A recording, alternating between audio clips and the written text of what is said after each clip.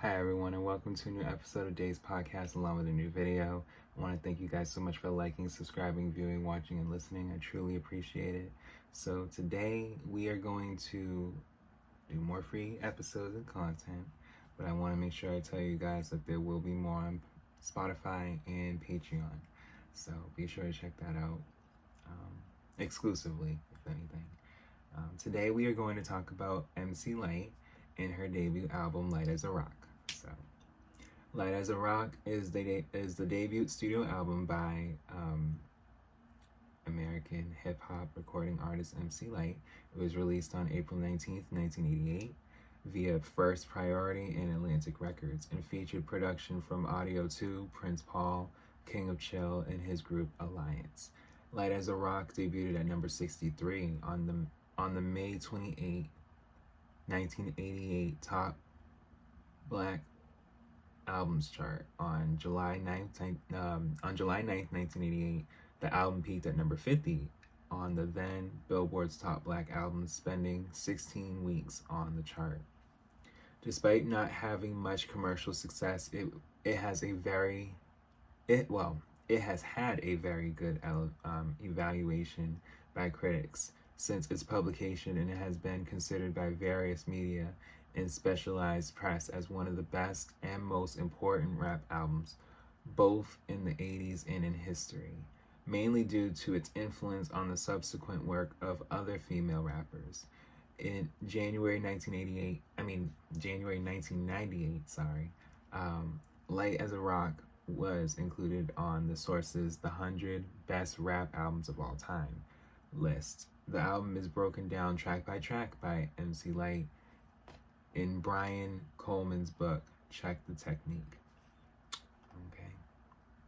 So, in 1987, at the age of 16, Lyte released her debut single, I Cram to Understand You, Sam, about drug addiction and its impact on relationships, being one of the first songs written for the crack era.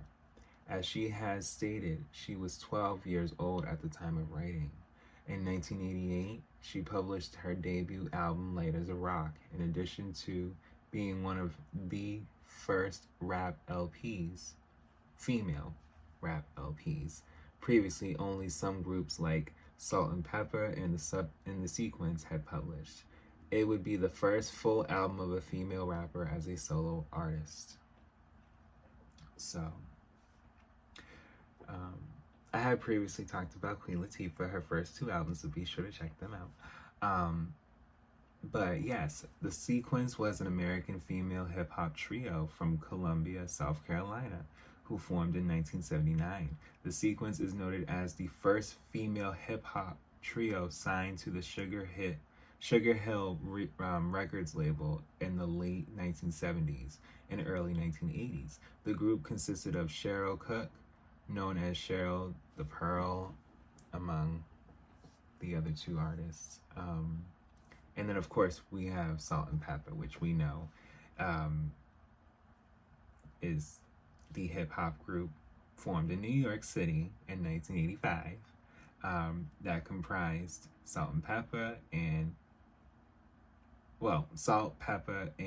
DJ Spinderella. Their debut album, Hot, Cool, and Vicious, 1986, sold more than 100 million copies in the US, making them the first female rap act to achieve gold and platinum status. So we'll talk about them too, but that's where it all began. The Sequence, Salt and Pepper, MC Lyte, and of course, Queen Latifah. So that, and among Yo-Yo and Moni Love, and, this is where it was beginning. But yeah, the critical reception and a rave review for the Philadelphia Inquirer, Ken Tucker wrote that Light as a Rock confirms Lyte's status as an uncommonly smart creator of rhymes and an adept performer of those words. Yeah. Then someone else has said that She knows how to talk tough without yielding to the stupid temptations of macho. Um, yeah, and people be saying how they be feeling, child. But yes, the greatest hip hop albums of all time. It's ranked at number 82. The greatest old school rap albums in the 80s is ranked number 30 as of 2017. Hip hop's 25 greatest albums by year, 1980 to 1998. 1988 list, it's ranked number 13 in the year of 1989 when they ranked that. And then they also had the 20 best rap albums of all time from artists who just happened to be women from 2019. This was ranked at number 14. So this album really did a lot. Like it wasn't so much that people weren't ready for a solo female artist. She was the solo female artist, and then there was among others that came after. And so I think that when she created this album and the things that she talked about, and even further in her later albums, they were socially impacted, and I think that's something that we're not always talking about now in any type of rap form, where it's not so much to get someone's attention and not even whether it's overly sexual, but just in the sense of just, look at me, I'm picking at you. Like, it's just, there's more to rap than that, I believe. There can be. There's so much poetry that, people recite and are more passionate on that, can be transcended into raps, and people can really just be at bliss. I don't know what, it don't gotta just be the same old thing. There's more to talk about. Much more.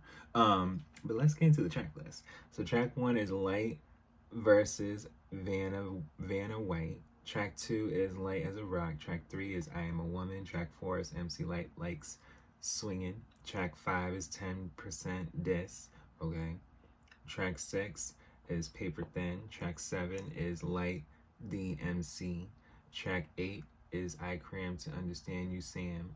Track 9 is Kickin' for Brooklyn. And then track 10 is Don't Cry Big Girls. So, yeah, the album is about 39 minutes long, 38 and a half minutes long. There was a lot of samples that, were played into this album too.